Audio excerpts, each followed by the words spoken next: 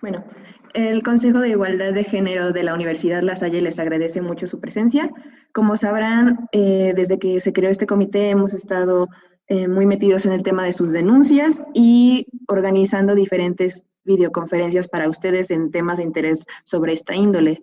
El día de hoy nuestra invitada especial es la doctora Mayra Pérez, es sexóloga y especialista en violencia de género y hoy nos va a presentar el tema de violencia interfamiliar en el confinamiento, que como todos sabrán es un tema bastante delicado que hemos estado viviendo en estos últimos meses debido a la contingencia por COVID. Bueno, pues buenas tardes. Agradezco mucho a la comunidad estudiantil de la Universidad La Salle, a los organizadores, a Simone Meléndez, a la doctora Vilene Camilla por la invitación a este foro. Y bueno, voy a empezar a compartirles la pantalla y vamos a dejar las preguntas al final. Bienvenidos y bienvenidas. Gracias por su asistencia. Y bueno, este es un tema complejo, no es un tema sencillo de abordar, hay muchas cosas que tomar en cuenta y lo que hice es dividir esta conferencia en 4 partes. La primera es darles a conocer lo que se esperaba de lo que el COVID iba a hacernos en tema de salud mental. Después voy a hablarles un poco de cuál es el funcionamiento de la psique que nos lleva un poco a este tema o mucho de la violencia. Voy a hablar de conceptos básicos al respecto de la violencia y algunas propuestas de intervención y prevención. En la Facultad Mexicana de Medicina, cuando yo era estudiante hace muchos años, había una asociación que se llamaba Humanos Médicas. El día de hoy tiene otro nombre que no recuerdo en este momento, pero me gusta mucho el eslogan que tienen y comparto mucho lo que ellos dicen. Ya basta de hablar del tema, tenemos que actuar. Entonces tengo una expectativa de esta conferencia, seguramente ustedes tendrán algunas que ya me compartirán al final de esta conferencia, pero esa expectativa es que si por lo menos un poquito puedes quedarte de esta información para poder transformar algo en ti y en tu universo, ¿no? Será maravilloso y con eso creo que se habrá cumplido algo de lo que se tiene ya que hacer en este tema. Llevamos haciendo muchas cosas, pero me parece que faltan, ¿no? Entonces, cuando alrededor de marzo, ¿no? De la segunda quincena de marzo, se nos invitaba a los profesionales relacionados a la salud mental o que directamente nos dedicamos a la salud mental, a capacitarnos con respecto a lo que ya se veía en otros continentes, en otros países, en tema de salud mental. Entonces, yo formé parte de ese grupo y les cuento que se esperaba que 9 de cada 10 individuos presentara algún tipo de cambio, de reacción o varias reacciones en diferentes esferas, en la cognitiva, en la conductual, en la afectiva, en la somática, que me refiero al cuerpo físico, y en las relaciones interpersonales, ¿no? Se decía que era normal que esto fuera a suceder porque de hecho fue catalogado desde el principio como un desastre natural, ahorita van a entender mucho más ese concepto en este contexto, y que iba a tender a desaparecer. Y le pongo un asterisco ahí porque las cosas van cambiando. Esto les recuerdo, fue en marzo. El día de hoy, que estamos a 7 de julio, las cosas se vislumbran distintas.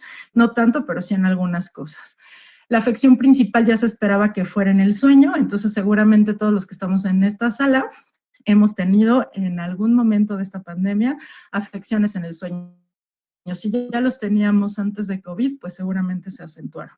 Ya se vaticinaba el aumento de la violencia intrafamiliar, ¿no? Dice un amigo, ya éramos antes del COVID, no es que el COVID viniera a plantarnos problemas en la salud mental, ya los teníamos y ya se preveía cuáles eran los que iban a presentarse y cuáles iban a empeorar, y este es uno de ellos, como vieron. Y bueno, se estimaba en aquel entonces, lo cual ya podemos decir que es una realidad, que la población iba a presentar ya depresión, ansiedad, conductas estigmatizantes y que la fase de desilusión se esperaba prolongada. Ahorita les voy a decir qué significa esto de la fase de desilusión, pero es cierto que han aumentado las consultas a psicología, a psiquiatría, a los institutos de psiquiatría, y ha aumentado la venta de fármacos o de psicofármacos. Y ya se decía desde entonces que había que cuidar la impotencia y la apatía, lo que ya se deslumbraba difícil en aquel entonces y que lo estamos viviendo ahorita, porque estos dos no solos, por supuesto, combinados con otros factores, son un factor muy importante para la aparición, el mantenimiento y el refuerzo de la violencia. Entonces, aquí están viendo pues un cuadrito en donde se decía todo esto, ¿no? O sea, ¿dónde se van a hacer las afecciones? Pues en esto, ya les decía en la diapositiva anterior, es normal, es esperable que esto sucediera. Y lo que puse en morado es lo que se esperaba, ¿no? O se sabe que está muy relacionado a la violencia.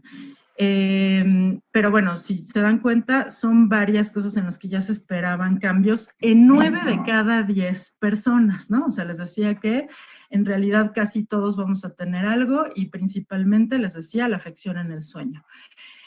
Esto está relacionado a lo que les comentaba hace ratito. Nosotros no teníamos, no somos una generación en donde no habíamos vivido una pandemia de esta magnitud, pero sí tenemos conocimiento de qué es lo que sucede a nivel psicosocial en desastres naturales y a partir de ahí era lo mismo que se esperaba para COVID, ¿no? Entonces está la fase predesastre o preimpacto, la fase de impacto en donde el COVID llega con el primer caso a México, por ponerlo de alguna manera, las fases heroicas de luna de miel y la fase de desilusión. Esta es la que se espera que aumente.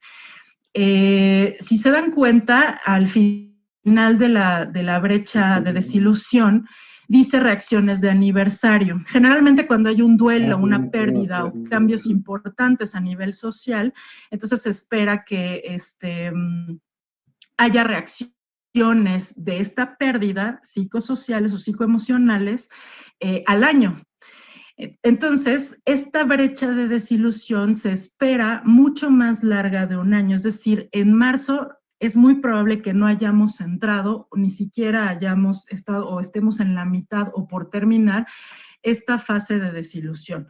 De hecho, hay autores que dicen que podemos esperar hasta que sea más de 2 años, hasta que entremos a la fase de reconstrucción, que es otra fase en donde ya hay como ¿cómo les diré? Como una habituación a la situación, ¿no? En este caso, al tema del COVID. Digo, en términos generales, ustedes no me van a dejar mentir, seguramente lo fueron viendo en ustedes o en varias personas a su alrededor. En la fase preimpacto, mucha gente había gente que no creía, había gente indiferente al tema, había gente que ya se preparaba, algunos permanecían calmados, otros como que no atendían a las noticias. Y en la fase de alerta, justo antes del impacto, algo que fue muy evidente fueron las compras de pánico, ¿no? La mayoría de las personas tienden a agitarse y a sobreactuar. Esta sobreactuación la vimos en las compras de pánico, en donde, bueno, en los memes lo más sonado fue el papel de baño. Y les cuento, como breve paréntesis, que la CNN hizo una investigación muy interesante con respecto a qué significaba esto del papel de baño y literal era el miedo, ¿no? El miedo que se tenía por lo que estaba sucediendo y hay otras explicaciones. La gente imita, ¿no? La gente imita a otros, pues si están comprando papel de baño de esa cantidad por algo ha de ser, vamos a comprarlo, ¿no? La fase de impacto en términos generales se refiere a que entramos en un estado de estrés y cuando estamos en un estado de estrés, que el estrés es una respuesta ante un estímulo, en este caso, que haya pegado COVID a México, déjenme decirlo así, entonces tenemos principalmente una visión de túnel, es decir, la visión amplia o la capacidad de amplitud que tiene nuestra psique o nuestra mente se ve reducida porque está en estado de alerta, está previendo qué es lo que va a suceder, ¿no? Entonces, hubo reacciones estereotipadas, se tienden como a aislar, como estamos en un periodo de estrés buscando mi supervivencia, se piensa mucho a nivel individual y poco a lo que le está pasando a las demás personas. Aquí es en donde empezó la estigmatización que ya se vaticinaba. Cualquier gente que estornudara, cualquier gente que tosiera, cualquier gente que no trajera cubrebocas, desde esta fase ya pasaban varias cosas y sabemos que muchas de ellas extremadamente violentas, principalmente, aunque no solo, a los profesionales de la salud que están en primera línea, a las enfermeras, a los médicos. La fase post-impacto, que nosotros seguimos en el impacto y estamos presentando algunas, a partir de la semana pasada para acá, algunas de las fases del post-impacto son estas 4. ¿No? La fase heroica, en donde pues queremos reunir esfuerzos por sobrevivir, por recuperar bienes, donde estamos apoyándonos unos a otros, es una fase de altruismo importante.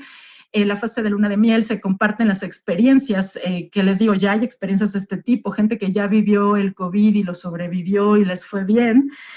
Y la fase de desilusión es que no vemos cuándo se termine esto, ¿no? Nos van cambiando la fecha, ¿no? Primero era abril, luego mayo, luego junio, julio, y así se va extendiendo. De hecho, hay varias fechas todavía que no están anunciadas y que, sin embargo, son secretos a voces de que esto se va a ir extendiendo a lo largo de todo lo que resta del año, ¿no? Entonces, por eso se espera que la fase de desilusión se vea alargada, ¿no? Hay decepción, no sabemos cuánto está terminando, la ayuda no llega de la manera que se quería, a pesar de habernos anticipado lo que pudimos, sobre todo este continente, que tuvimos tiempo en comparación a China, ¿no? Para prepararnos. Algunas personas ya son vistas como menos afortunadas que otras, ¿no? Ya se revelan los problemas sociales de manera importante y entonces viene un periodo de tristeza, de frustración, de apatía. Y la fase de reconstrucción, les decía que es la última, que se espera que esto se extienda a más allá de un año, en donde la gente ya va a empezar a aceptar lo que sucedió y va a poder seguir adelante con su vida en una nueva normalidad, le llaman algunos, ¿no? O en esta nueva adaptación a este cambio tan fuerte que tuvimos. Los factores de riesgo que ya se veían entonces en la salud mental de la población eran las personas que ya habían tenido intentos previos de suicidio, consumo nocivo de sustancias, de todas las drogas habidas y por haber, que ya tenían o ya habían tenido pérdidas económicas, que ya vivían dolor crónico emocional, me refiero, que ya vivían estrés emocional agudo, por ejemplo, urgenciólogos, ¿no? Del sistema público de salud ya vivían esto, ¿no? Incluyendo sentimientos de desamparo, desesperanza, baja autoestima, culpa y vergüenza, o presencia de otros síntomas, diagnosticados o no, por psicología y psiquiatría. Ya se veía que estos eran factores de riesgo para acentuar lo que ya les mencionaba en la primera diapositiva, ¿no? Entonces las personas, o muchas personas que ya estaban bajo tratamiento, no tuvieron tanto impacto como la gente que no había acudido nunca a salud mental y tenía ya factores de riesgo antes de la pandemia. ¿Qué se espera para el post-confinamiento? Que les digo que ya podemos empezar a vivir algo así desde la semana pasada. Bueno, pues sentimientos encontrados, ¿no? Por un lado sí quiero salir, por otro lado no quiero. Por un lado ya me siento aliviado de poder empezar a trabajar o atender otros asuntos, por otro lado no quiero y el miedo aumenta, hay preocupación por mi salud, por la salud de los demás, qué vamos a hacer, qué va a pasar, cómo está el Sistema Nacional de Salud. Se estresa la gente mucho más que al inicio si alguien estornuda o si alguien tose, no es igual que en la primera fase. Puede haber tristeza, enojo y frustración, esto se debe a muchísimas cosas, ahorita van a ver que en realidad hay varias cosas sucediendo al mismo tiempo, ¿no? Culpa por no poder realizar las actividades cotidianas y también como falta de adaptación a este nuevo cambio, ¿cómo le hago ahora con esta nueva situación? También se puede sentir culpa por eso. Duelos no resueltos de lo que sea que uno haya perdido, desde un familiar, ¿no? Por muerte por COVID, hasta mi trabajo, la casa, la renta de algún lugar. Y bueno, esa era la primera parte, ¿no? Que les decía que era el panorama como recibimos a COVID en este país. Y ahora voy a hablarles de las generalidades en la familia, ¿no? Ya para irnos metiendo al tema. ¿Qué de COVID o qué de este confinamiento, ¿no? Porque al final COVID hace que nos metamos en confinamiento, vino a alterar el rol familiar. Y por familia, bueno, entendemos muchísimas cosas, ¿no? Aquí les voy a hablar solo de generalidades, incluyo parejas, de todo tipo de parejas, ¿no? No importa si fue unión libre, parejas que quedaron separadas en el confinamiento, parejas que quedaron juntas y están casadas y no, con diferente sexo, género, con el mismo sexo, género, con o sin hijos, con o sin mascotas, madres y padres de familia, hermanos, conviventes, niños, niñas y adolescentes, por supuesto que están incluidos en todo lo que podamos nombrar en este momento como familia. Entonces, ¿qué fueron las cosas que empezaron a suceder? Pues de entrada nos privaron del contacto físico, ¿no? Hubo conviventes, por supuesto, que no se privaron de él, pero se privó con la familia extendida y pues el contacto físico casi yo podría decir que es una necesidad básica del ser humano. Entonces esto también va afectando la salud mental y esto afecta nuestras herramientas de afrontamiento también. Hubo desorganización, teníamos que volver a organizar las casas, ahora poner escuelas y oficinas en un mismo espacio, en donde además es el espacio de descanso, de comida, en fin, entonces hubo una desorganización importante. Cada miembro de la familia tiene mecanismos de defensa distintos, cada quien reacciona bien distinto al estrés y al trauma, ¿no? Habrá quien reaccione sin decir nada, y habrá quien sea completamente lo contrario, ¿no? Empezó a haber sobrecarga en el trabajo doméstico, en el trabajo escolar, ¿no? Muchos adolescentes y jóvenes parecía que tenían mucho más trabajo en línea que asistiendo a la escuela. El teletrabajo, la supervisión escolar extendida de muchos adultos que además tenían que trabajar y además tenían que atender la casa y pues si hay niños, depende del número de niños, esto se empieza a complejizar, por supuesto. Las fuentes principales de conflicto es no reconocimiento y manejo de las emociones. Les cuento que México es un país que no brilla en psicoeducación, que no se nos ha enseñado inteligencia emocional en las escuelas, entonces de entrada casi podría decir que en todas las familias ha existido esto. Otra fuente de conflicto, pues cómo nos vamos a organizar en ahora todo lo que tenemos que vivir en el mismo espacio, ¿no? Las labores domésticas, las escolares, el teletrabajo. Y obviamente si es una casa con más de 6 habitaciones, pues estaba fácil, ¿no? Y sobre todo si era una familia de 5 o de 3, pues estaba maravilloso, ¿no? Pero si hablamos de un espacio, de una habitación con 5 o 6 personas, imagínense, el comedor era todo, ¿no? Entonces, esto va aumentando, disminuyendo los conflictos que hay que tomar en cuenta en cada contexto. También la organización de la recreación cambió. ¿A qué hora vamos a permitirnos ese tiempo de recreación? Si empataba o no empataba con otras actividades de nuestra escuela o nuestro trabajo. Por la primera fuente de conflicto, el no reconocimiento y manejo de emociones, pues difícilmente había nutrición o ha habido nutrición afectiva entre los miembros de la familia, porque cada quien está lidiando con su propio estrés, con su propia organización.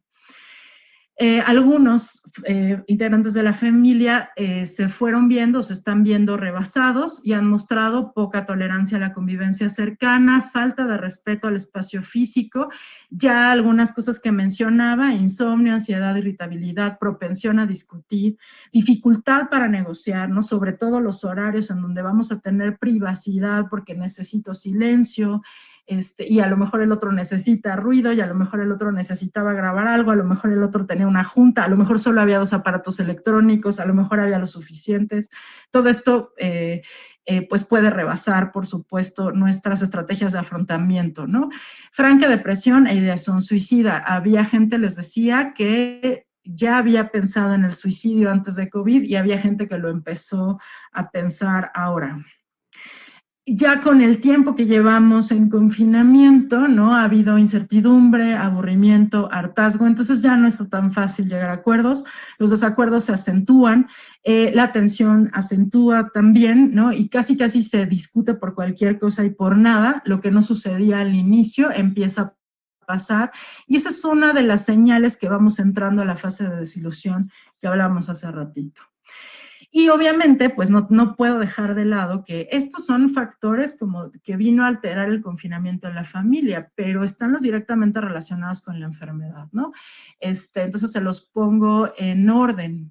Es decir, no solo están todos estos conflictos, sino si además tuviste un familiar con COVID, hospitalizado, grave o muerto, pues esto por supuesto aumenta muchas cosas en el contexto de la familia. Después vienen los que tuvieron COVID, hospitalizados o no, sobrevivieron, pero tuvieron alta exposición al trauma, es decir, por ejemplo, esta estigmatización de otras poblaciones o estos señalamientos de otras poblaciones o el mismo trato en los hospitales. Después vienen los que supieron de algún caso cercano o han sabido de casos cercanos de hospitalización, muerte o diagnóstico por COVID. Después vienen las personas que perdieron sus casas, sus trabajos, grupos, etcétera, o personas que en la comunidad o en la población general van resultando afectadas, que son todas estas cifras que nos presentan diario y que nos van a empezar a presentar de manera mucho más extendida. Obviamente, esto puede, combinarse, ¿no? Es decir, puede haber personas que además de lo que ya mencionábamos en la familia, tuvieron alguna muerte, la muerte de algún familiar y además supieron de otros amigos y además perdieron el trabajo. Entonces, estos son factores que se van sumando a la afección de la salud mental y ahorita vamos a ver la importancia que eso tiene para el tema que nos compete. Y bueno, hay una autora que les recomiendo mucho que lean. Su libro se llama Sexo, Amor y Violencia. Y dice, los límites que separan la vida de la destrucción son tan tenues como los que separan el amor de la violencia. Y la autora básicamente con esta frase se refiere a que difícilmente vamos a violentar o a violentarnos o a dejarnos violentar por personas que no signifiquen algo para nosotros. Es algo interesante lo que ella plantea, entonces pues les invito a leer porque además tiene mucho que ver con esto y con pareja, ¿no? Entonces, esta es la segunda parte, ahora voy a la tercera. Es súper importante reconocer cómo funcionan nuestros pensamientos. No me voy a meter a temas bioquímicos, pero sí psicológicos y sociales, ¿no? Entonces, con psique, en esta presentación me refiero a fenómenos y procedimientos regulados por el cerebro, específicamente asociados a los pensamientos. Entonces, fíjense, en nuestra sociedad, en nuestro país, se le hace poco caso a la psique y se le hace poco caso para la salud y para la enfermedad, ¿no? Apenas si se le presta atención, hay mucho estigma en temas de salud mental. Y el ser humano no puede escindirse de todos los cuerpos con los que cuenta. De hecho, la salud, ¿no? Según la Organización Mundial de la Salud, toma en cuenta todos estos cuerpos, el mental, el emocional, el físico, el sexual, el espiritual y el social.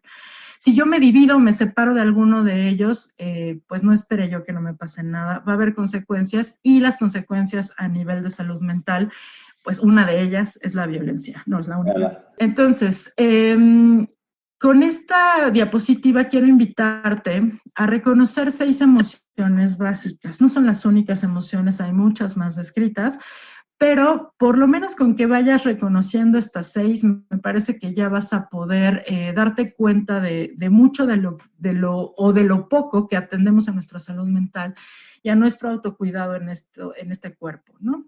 Entonces, hay que ver a qué emoción te rindes para cederle tu poder. El miedo es una emoción que te dice lo que estás viviendo no es algo que conoces.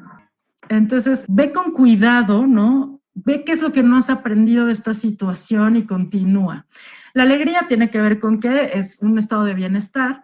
La tristeza nos habla de las pérdidas, nos habla de lo que hemos perdido.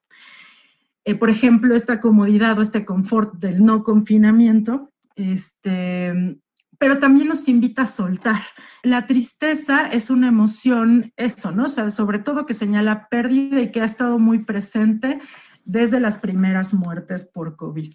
El enojo es una emoción que nos indica que hay que poner atención a los límites, ya sea que yo estoy poniendo demasiados límites a los demás o los demás están poniéndome demasiados límites, ¿no? O no estoy poniendo los suficientes. Entonces hay que poner atención en ese respecto y sobre todo en la convivencia con otros.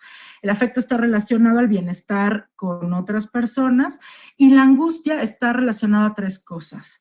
Y ahorita van a ver que es algo que ha aumentado muchísimo en este confinamiento. tiene 3 mensajes. El primero es, no estás siendo tú mismo, no estás siendo tú misma, ¿no? O sea, revísate, revisa tus emociones, revisa lo que estás haciendo, ¿no? Que vaya acorde a lo que tú quieres y necesitas. La otra tiene que ver, hay incertidumbre, no sabes qué es lo que va a pasar, ¿no? Que otra vez, 9 de cada 10 vamos a presentar esta emoción en varios momentos, o ya la hemos presentado en varios momentos de este confinamiento. Y la tercera tiene que ver con pensamientos al futuro, generalmente catastróficos, ¿no? O sea, este pensamiento de qué es lo que va a suceder y armarnos todas unas historietas con respecto a futuros que ni siquiera hemos vivido, que quizás están en el pasado o ya los vivimos, pero no han sido en el futuro. Muchas veces la angustia va acompañada con el miedo. Entonces, pon atención a tus emociones, sobre todo estas 6, y puedes tenerlo siempre en tu celular y darte cuenta qué es lo que estás sintiendo a cada momento, te va a ayudar a diferenciarlas. Es impactante la cantidad de gente que no puede diferenciar el miedo de la angustia, del enojo, la tristeza. Y tiene que ver porque no nos los enseñaron, ¿no? Entonces, si no has visto Intensamente, si ya la viste, te invito a volver a verla. Ahora, esta psique o estas psiques, ¿no?, de la sociedad y de la familia están coexistiendo en un contexto importante que yo le he llamado símbolos de la cultura contemporánea. Nosotros, a nivel social, vemos a la violencia, la enfermedad, la salud mental principalmente y la muerte a través de estos lentes que les pongo en la diapositiva. Primero, no se habla de esto. Es poco que se hable realmente en las familias, al interior de las familias, padres, parejas. Está la ignorancia, desconocemos de qué es, ¿no? Y decía un autor que ahorita no recuerdo su nombre, todavía es peor no saber que yo no sé nada al respecto de este tema. Está la indiferencia, que son todas estas personas que dicen, pues no lo sé o sí lo sé y no me importa, ¿no? No le pongo atención, simplemente lo quito de mi vista. Y la antipatía, que es lo mismo, pero le suma el rechazo y le suma pues el desdén, ¿no? O sea, como no solo no me importa, sino que además lo rechazo, ¿no? Y el autoengaño es creer que estos 4 componentes que les pongo en la diapositiva no son parte de nosotros en muchos momentos con y sin confinamiento. Además, vivimos en una cultura de la inmediatez, en donde todo lo queremos rapidito, donde nunca estamos en el presente, nunca estamos disfrutando de lo que vamos haciendo en el ahora. No tenemos tiempo para nada, ¿no? Hay gente que dijo todavía me dieron confinamiento y en los medios de comunicación dicen que tengo más tiempo que antes y tengo menos tiempo ahora, ¿no? Hay una falsa idea de control. Esto de lo desechable, porque vivimos en una cultura de lo desechable, de lo uso y lo tiro, se nos está colando a las relaciones interpersonales de manera importante, doctora, sobre todo en los jóvenes. Y entonces esto también viene a impactar una vida exenta de dolor o con remedios inmediatos. Muchas veces esos remedios inmediatos son las drogas. Ahorita vamos a hablar un poquito. Que es consumista, que es competitivo, que es jerárquico, y esto es muy importante para el tema de la violencia, que es binario y es sexista, ¿no? Estos últimos 2 también son importantes. Hemos creado relaciones verticales, hemos creado relaciones de poder, hemos creado relaciones en donde alguien vale más que alguien más dependiendo de ciertas características, y entonces esto le va sumando factores a la violencia. Hay gente, sobre todo personas de todas las generaciones, pero yo la veo mucho en personas de 50 años para arriba, en donde les cuesta mucho trabajo el cambio, ¿no? Dan por hecho ideas, patrones y creencias, aceptan como única su manera de pensar, dicen que ya no van a cambiar porque ya vivieron, ¿no? Cuando esto no es así, el cambio es, ¿no? Uno elige cómo lo recibe, pero el cambio sucede. Pero hay médicos, profesionales de la salud, mental, familiares que dicen, yo no voy a cambiar, hay un rechazo al cambio y a la diferencia, y esto acentúa la diferencia en las relaciones por jerarquía. Este sistema vertical nos da lugar a grupos específicos en donde el poder se establece sobre otras personas y acentúa la falta de empatía y valores como el respeto. Entonces, lo ideal para empezar a hacer relaciones horizontales, creernos las relaciones horizontales y empezar a fomentar ese tipo de relaciones, es saber que somos co-creadores, no seguidores de otras generaciones, ni siquiera de la nuestra. Entonces, fíjense, esto que les pongo acá, que en realidad está un poco en desorden, es lo que en esta sociedad, a través de lo que ya he venido hablando, ¿no? Sobre todo los símbolos de la cultura contemporánea han estado sucediendo, ¿no? Se esperan ciertas cosas de nosotros por ser jóvenes, por ser hombres, por ser mujeres, por ser ingeniero, por ser estudiante, por ser de adulto mayor. O sea, ya se esperan cosas de nosotros. Hay expectativas en esta sociedad con respecto a qué función tenemos en ella. Y entonces eso nos hace ser exigentes con nosotros mismos, nos damos cuenta que no damos el ancho, todo el mundo queremos lo mismo o se espera lo mismo de nosotros, el famoso status quo, ninguno de nosotros lo alcanza o muy pocos, todo el mundo estamos formados en la misma fila. Y entonces eso empieza a generar autocrítica, no lo estoy logrando, no estoy logrando lo que se espera de mí. Eso genera ansiedad porque hay incertidumbre y si no lo logro, acuérdense, pensamientos catastróficos al futuro, pensamientos que me sacan de lo que yo no soy, pero lo que esperan de mí, ¿no? Lo que espera mi familia, lo que espera la universidad, lo que espera el país. Eso puede dar lugar a la conducta adictiva, ¿no? Una angustia que no se resuelve, hace que se acumulen angustias que nos puede llevar a conductas adictivas, que por supuesto nos pueden llevar a cosas como trabajar más, pero también al uso y abuso de sustancias. Y está súper demostrado que entre más, donde hay uso y abuso de sustancias, va a haber, es mucho más fácil que haya violencia. Entonces, les decía que está demostrado que el uso y abuso de sustancias va a generar con mucha mayor probabilidad de violencia. No quiere decir que la gente que no consume sustancias lo va a dejar de hacer.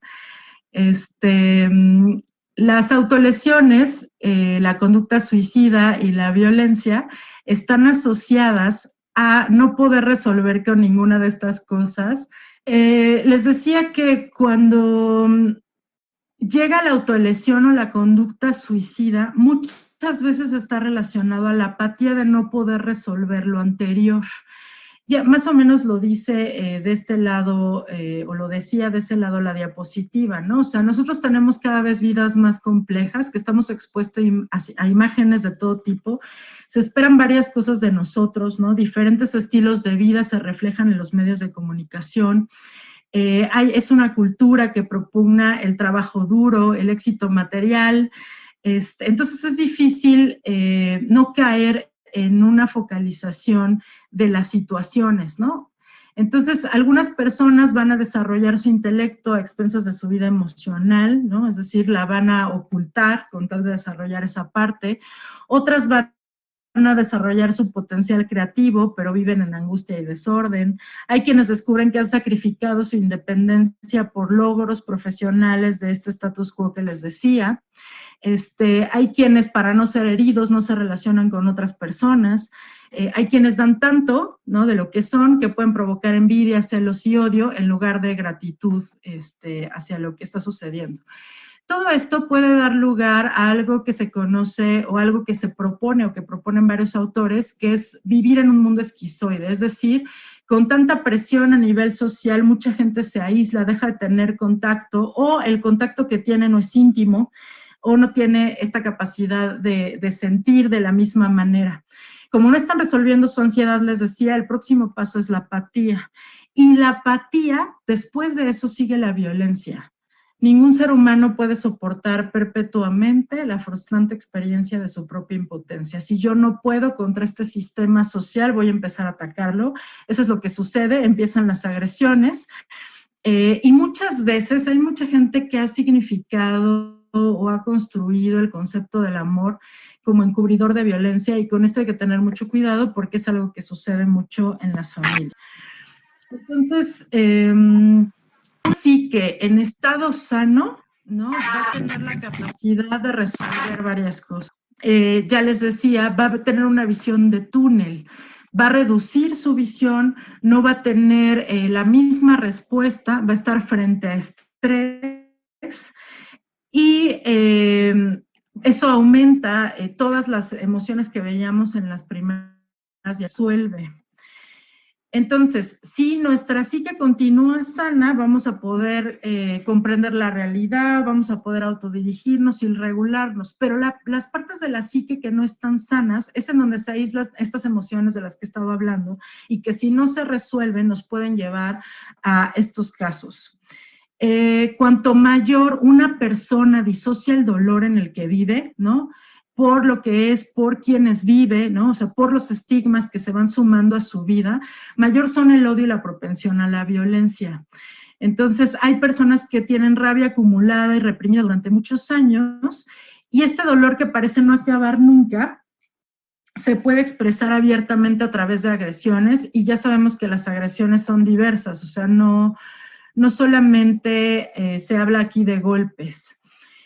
Entonces, ya me voy a la otra parte en donde íbamos a hablar de la violencia como tal. Empezaron a aparecer noticias en todos los medios de comunicación. De hecho, muchas asociaciones internacionales mencionaban o urgían que México atendiera el tema de la violencia de género o atendiera el COVID con perspectiva de género, porque estaban aumentando los reportes de violencia. Fíjense, la OMS estima que la violencia aumentó en el mundo un 60%. De hecho, se espera que haya 7 millones de embarazos no planeados en niñas y mujeres que muy probablemente van a ser violadas y que además no van a poder acceder a ningún método de protección.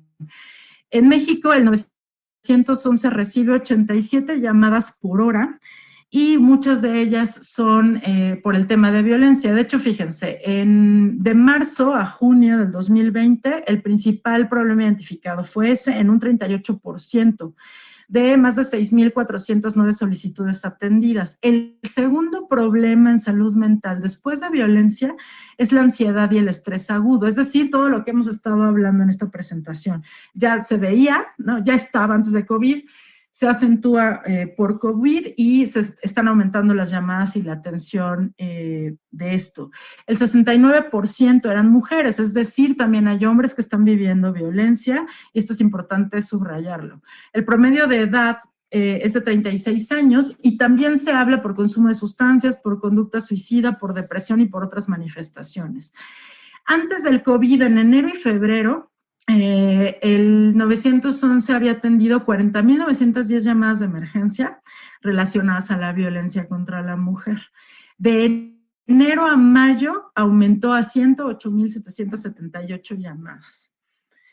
Y bueno, ¿qué es la violencia?, ¿no? Ya hablábamos que en estos conceptos de la cultura contemporánea hay relaciones verticales. Entonces, en esa relación vertical es el uso deliberado de la fuerza física por quien sustenta el poder o a quien se le da ese poder. Puede ser en amenaza o puede ser efectivo contra uno mismo, otra persona o un grupo o comunidad que cause o tenga muchas posibilidades de causar lesiones, muerte, daño psicológico, trastorno del desarrollo o privación. Esto que hemos recibido en esta presentación, no sé, el ver mi presentación rayada, con estas palabras, eso es violencia, ¿no? O sea, es violencia como tal, ¿no? Esta violencia puede originar en las personas algo que se conoce como trauma. En medicina conocemos que cualquier golpe puede ser traumático. Pues el golpe emocional también lo es, solamente que no se mira, ¿no? Y no se mira por ningún lado, y sobre todo en una sociedad que no habla del tema, ¿no? Pueden ser muy intensos y pueden producir huellas duraderas en las personas y afectar directamente su desarrollo y el desarrollo o la relación que tenga con otros. La violencia sexual es algo que por supuesto también aumentó. O sea, de hecho, si ustedes vieran la clasificación de las llamadas de violencia, la principal es intrafamiliar y la segunda es hacia la mujer. Dentro de esa violencia está la violencia sexual. Y en la intrafamiliar, cuando se toman en cuenta a los niños y a los adolescentes, es cuando entra la violencia sexual. Entonces, la violencia sexual también es un acto de uso y abuso de poder de una persona sobre otra o varias, donde se impone el uso del cuerpo de cualquier forma. Puede ser también digital, ¿no? O sea, como nos hicieron favor de darnos el ejemplo hace ratito, tal cual, ¿no? O sea, cuando yo utilizo órganos sexuales o imágenes relacionadas a la sexualidad, con este acto de uso y abuso de poder, es violencia sexual. Obviamente puede ir hasta grooming, que ha aumentado muchísimo también, que es esto de que los niños y adolescentes están mandando imágenes a un grupo de adultos que están utilizando esto para la distribución de estas imágenes en Internet. Todo esto esconde o guarda también la violencia de género, que pueda tener como un daño físico, sexual o psicológico para la mujer, tanto si se produce en la vida pública como en la privada. Fíjense, y porque tiene mucho que ver pues la violencia de género con este tema. El individuo, nosotros individuos, nacemos en un contexto que ya les había mencionado, es nuestro marco de referencia. Nos insertamos en una sociedad cuya visión del mundo y de las relaciones sociales se centra en un punto de vista vertical. Ese punto de vista vertical casi siempre le da el poder al hombre sobre la mujer o al género masculino sobre el femenino. Entonces no necesariamente hablamos de hombres y mujeres, sino de lo que se espera de nosotros como hombres o como mujeres. Eso se verticaliza. Entonces se da por sentado muchas veces que es el hombre a quien le está permitido ejercer la autoridad. Esto se conoce como patriarcado, pero ahorita les voy a decir una definición que me gusta mucho más porque me parece que nos incluye a todos y a todas. Y se normalizan y reglamentan las relaciones heterosexuales como la única forma posible de relacionarse, ¿no? Es decir, que solamente un hombre y una mujer pueden tener una pareja y no es así. También las mujeres están viviendo violencia a manos de sus parejas mujeres. Entonces también es importante mencionarlo y muchos niños, adolescentes y jóvenes están viviendo violencia intrafamiliar porque no se reconoce su sexo, identidad de género o preferencia sexogenérica y por eso pueden recibir también violencia. Entonces, fíjense, la definición del patriarcado, que me parece que engloba todo lo que he hablado ahora, es que es un sistema que sostiene todas las opresiones. Entonces, no importa de qué opresión me hables, no importa de qué tipo de violencia me hables, el punto aquí es que hay una opresión, que hay una relación de verticalidad en donde se está ejerciendo el poder, punto. Sí sabemos que es mucho mayor en cierta población que conocemos como vulnerable. El género es un cristal muy duro de romper, pero en realidad solo es una construcción que hemos hecho y vamos haciendo de él y va adquiriendo significados bien distintos para las personas. Tenemos que tener mucho cuidado con cómo manejamos este término. Al final no deja de ser una construcción que se ha hecho y se hace sobre nuestros cuerpos, sobre las expectativas de cómo tendríamos que funcionar, ¿no? Entonces, ¿qué es la violencia intrafamiliar? También se ha llamado violencia doméstica, pero fíjense, cuando hablamos de violencia doméstica o violencia solo hacia las mujeres, estamos quitando a los niños, a los jóvenes y a los adolescentes en donde también hay hombres. Y también a hombres adultos en muy poco porcentaje, pero que también existen.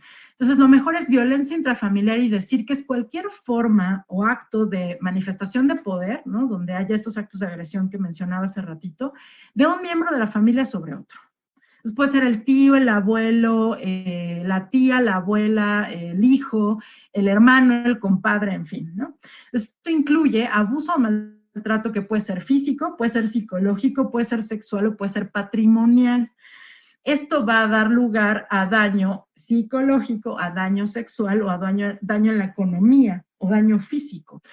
Fíjense, la actitud violenta tiene que ser repetitiva. Un solo hecho aislado, no es que no se tome en cuenta, por supuesto que es importante y hay que prevenir, pero no estamos hablando de violencia intrafamiliar si solo fue un hecho, ¿no? Y menos con todos estos factores que hemos hablado que se nos han sumado.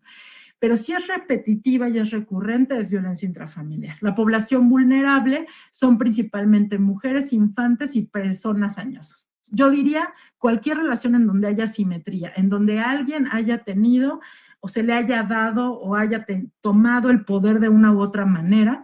Y acuérdense que si se suma el consumo de sustancias, esto es casi es la combinación perfecta para que haya violencia. Y bueno, una forma endémica de violencia intrafamiliar, ya se los decía, es con las mujeres. Entonces, el contexto siempre importa, cada caso es distinto en función de cómo cada quien va viviendo el confinamiento. Ya se dieron cuenta que la causística es muy amplia y es difícil generalizar. Hay muchísimas formas de vivir en el confinamiento, muchísimas formas siquiera de nuestras casas y de nuestras relaciones. No va a impactar igual a los miembros de la familia, ¿no? No vamos a presentar los mismos síntomas, no vamos a presentar los mismos problemas, no tenemos los mismos mecanismos de defensa, no salimos igual. La privacidad ha sido un problema en este confinamiento, ¿no? El que no se mantenga o no se tengan esos espacios de privacidad.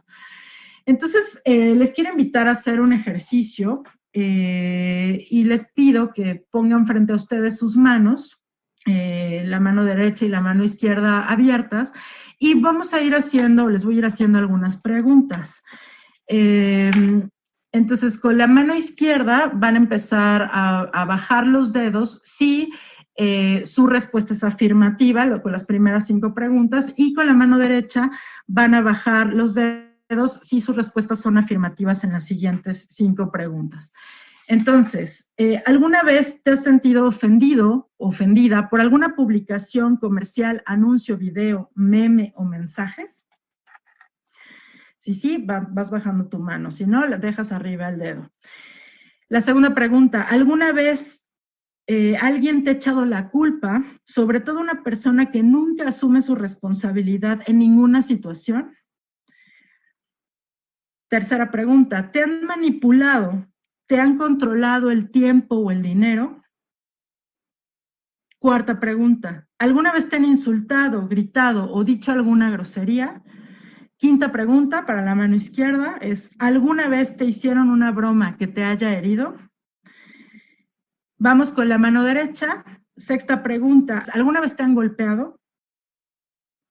¿Alguna vez te tocaron sin tu consentimiento?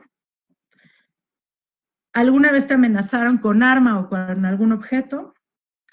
¿Alguna vez te han encerrado en contra de tu voluntad? ¿Alguna vez te han forzado a tener relaciones sexuales?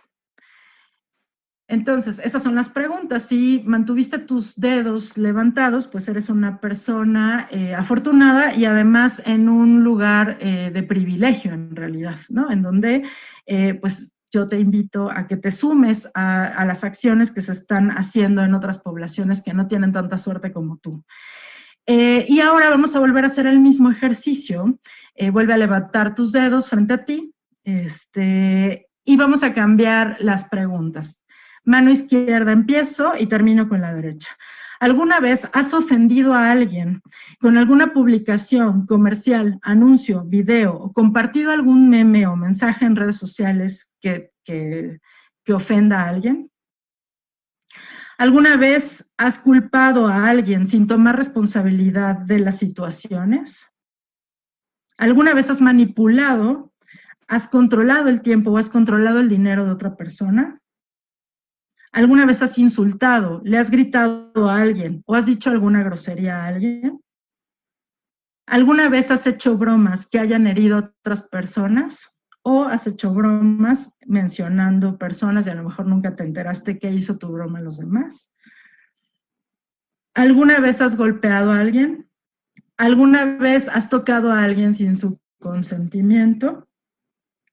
¿Alguna vez amenazaste a alguien con objetos o con armas? ¿Alguna vez has encerrado a alguien en contra de su voluntad? ¿O has forzado a alguien a tener relaciones sexuales? Si bajaste al menos un dedo, pues eres parte de los generadores de violencia. En la violencia hay 3 personas siempre, y es el observador de la violencia, el generador de la violencia y el receptor de la violencia, y casi siempre todos hemos estado en uno u otro lado de este ciclo o de esta relación. Entre más pronto te des cuenta de cuáles son los lugares que ocupas o has ocupado, es más fácil desmantelar la violencia.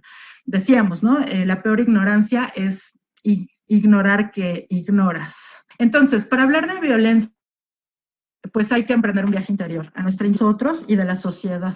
Y ojalá no seas reactivo, ¿no? Ojalá puedas ponerte como, yo siempre digo, como una especie de dron aquí atrás para observarte, porque es muy importante saber pues cuál de los 3 papeles juegas, ¿no? O sea, cuando yo doy conferencias de este estilo, nunca nadie me levanta la mano de que nadie ha estado en algún lugar de esta relación que les mencionaba.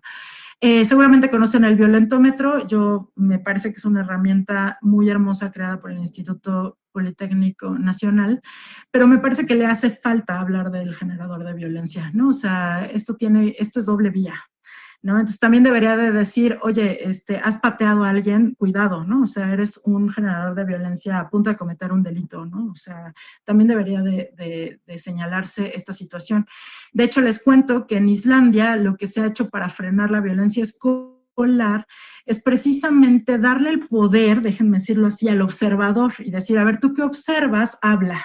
Y describe al generador de violencia, describe lo que está haciendo frente a otras personas, y eso ha logrado desmantelar la violencia, porque el generador de violencia pues no le sirve a un observador que hable. La ONU Mujeres ya decía que el COVID ojalá pues podamos salir de esto de una buena manera, ¿no? O sea, como replanteándonos varias cosas, pero eso no puede ser sin las mujeres, es decir, que junto a todo lo que está sucediendo a nivel intrafamiliar, pues también las mujeres ocupen el centro mismo de la recuperación, no solamente las personas con enfermedad por COVID. Entonces, bueno, ¿qué podemos hacer? Con esto voy terminando mi presentación. Con respecto a la prevención y la intervención, va a haber factores ambientales, va a haber factores que nos favorezcan, por ejemplo, como una vacuna o que COVID vaya pues insertándose en nuestro sistema inmunológico y hagamos memoria, ¿no?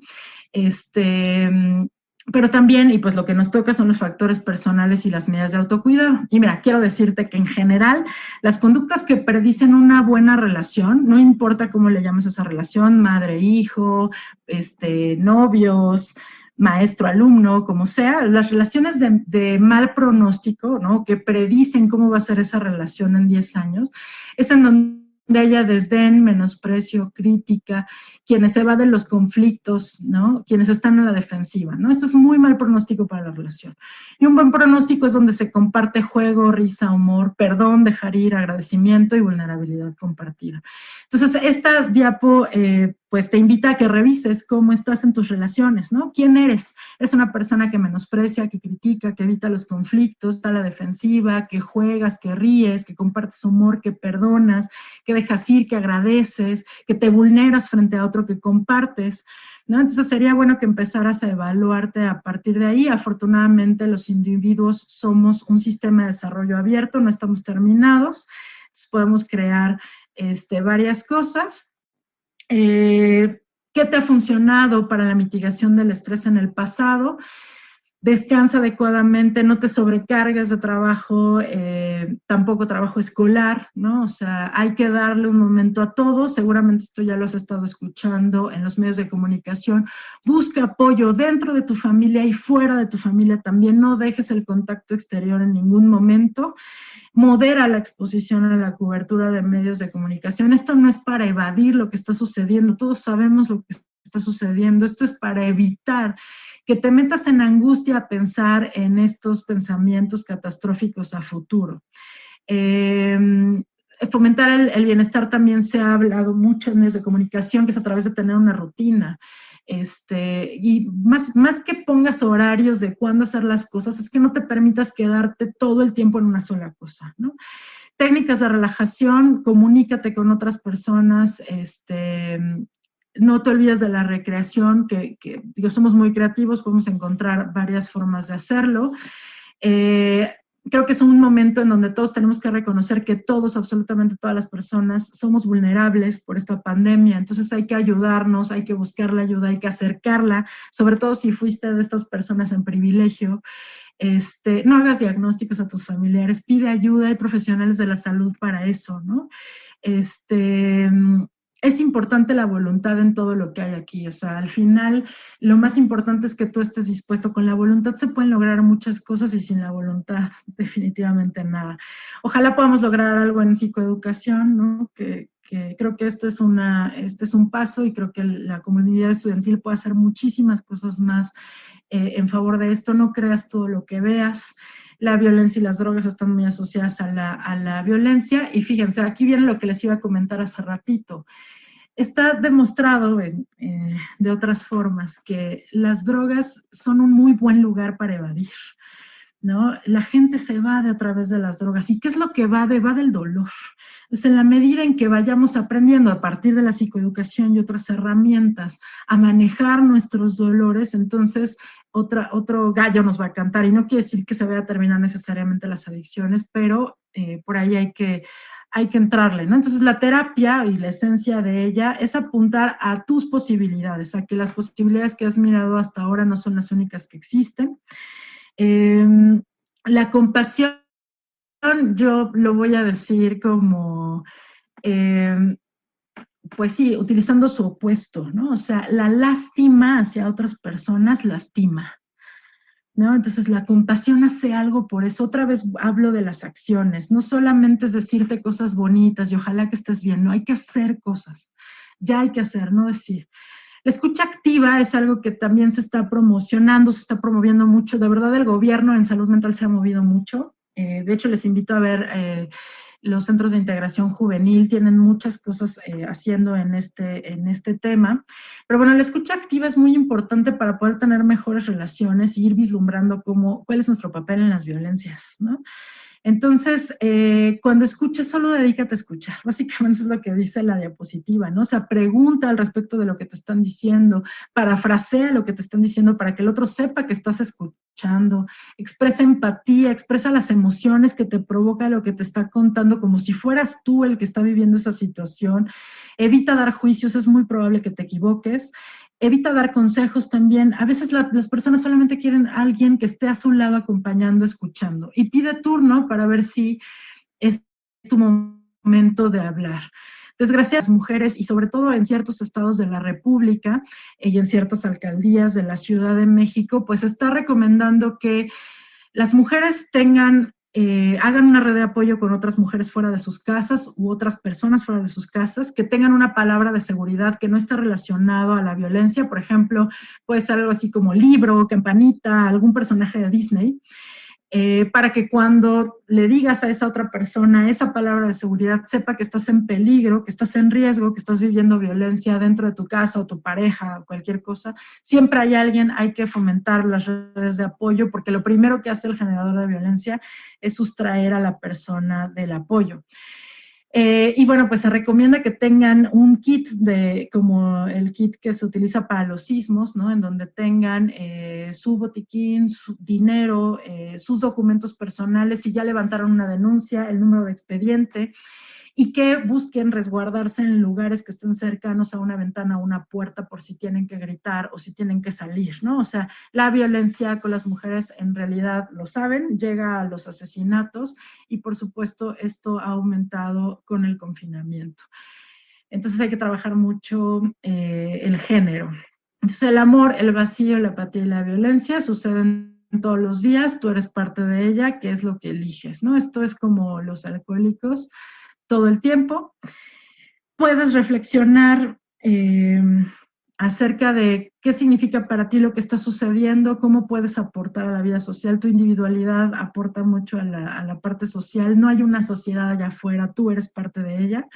Y pues de lo que se habla, y con esto termino, ¿no? De la resiliencia, es que afortunadamente los seres humanos tenemos la capacidad de trascender estas situaciones o situaciones similares a esta. Es un proceso de adaptación, es decir, requiere tiempo. Acepta tu proceso, acepta que no es fácil lo que estamos viviendo todas y todos, que no eres el único o la única, que no hay una forma sencilla para superar la crisis, pero siempre la hay, ¿no? Entonces, ser resiliente ayuda a superar eventos poco fáciles, pero también te ayuda a crecer, a mejorar, y me parece que es algo que el confinamiento y muchas personas que están viviendo la violencia en estos momentos o la enfermedad y la muerte, pues lo están pidiendo a gritos. Entonces, pues agradezco su atención y su escucha. El Comité de Igualdad de Género quiere agradecerle mucho la participación a la doctora Mayra Pérez. Creo que fue un tema muy importante y muy bien explicado. Muchas gracias. Gracias también, su presentación Simone. Y por su tiempo. Quiero agradecerle a los presentes por... Muchas gracias, doctora. Quiero agradecerle también a los presentes por conectarse y tomarse... Sayume Sí, un camino al autodescubrimiento.